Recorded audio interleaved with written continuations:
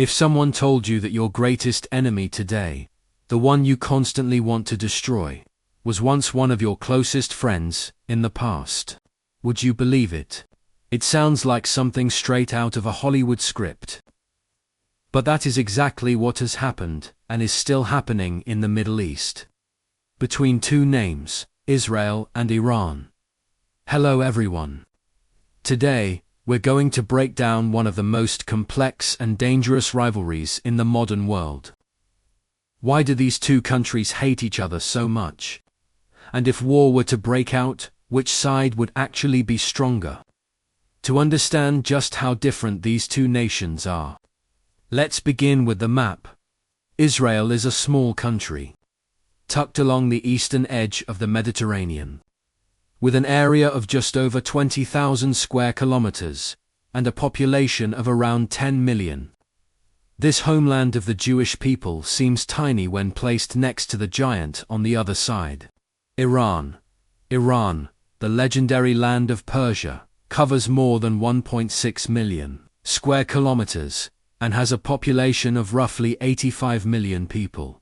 But the difference is not just about size. At their core, these two nations stand in direct opposition. Israel is a Jewish state, while Iran is one of the main centers of Shia Islam in Iran. Ultimate power does not rest with the president, but with the supreme leader, the man who holds the final say over the nation's fate under a strict religious political system.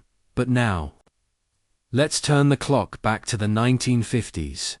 You may be surprised to learn that Iran was actually the second Muslim-majority country in the world after Turkey to recognize the State of Israel. Back then, they were on remarkably good terms. Iran had oil and was a key American ally. Israel was also closely aligned with the United States. Their shared interests brought them together. The two countries worked closely in many fields, from arms deals and agricultural technology, transfers to energy cooperation and oil-related projects.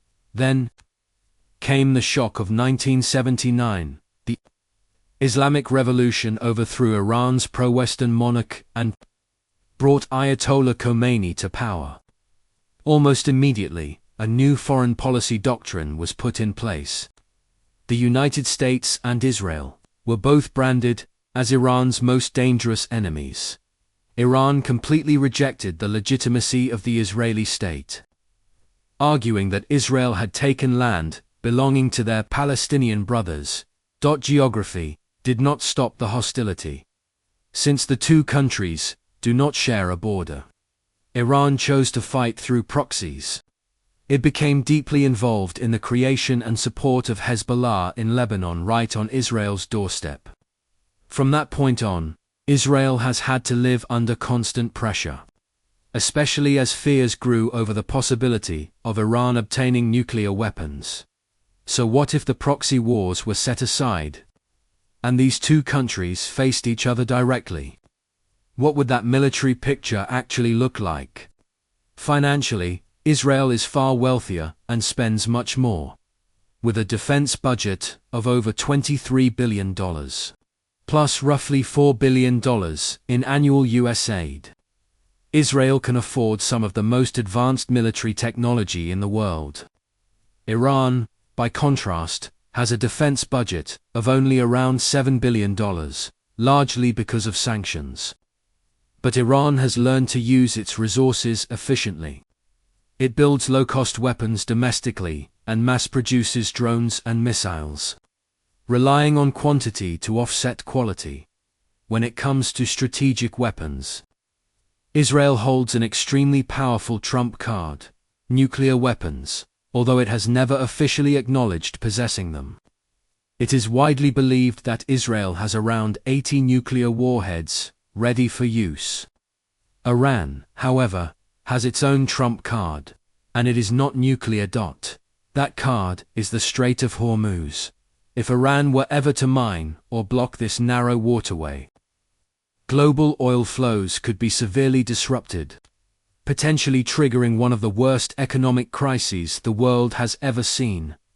In terms of battlefield experience, neither side is inexperienced. The Israeli military has been shaped by multiple wars since 1948, fighting repeatedly to defend its territory and maintain its survival. But Iran is no stranger to conflict either. It has spent decades building, funding, and coordinating networks of armed groups across the Middle East, and finally, this would never be a war fought by only two players.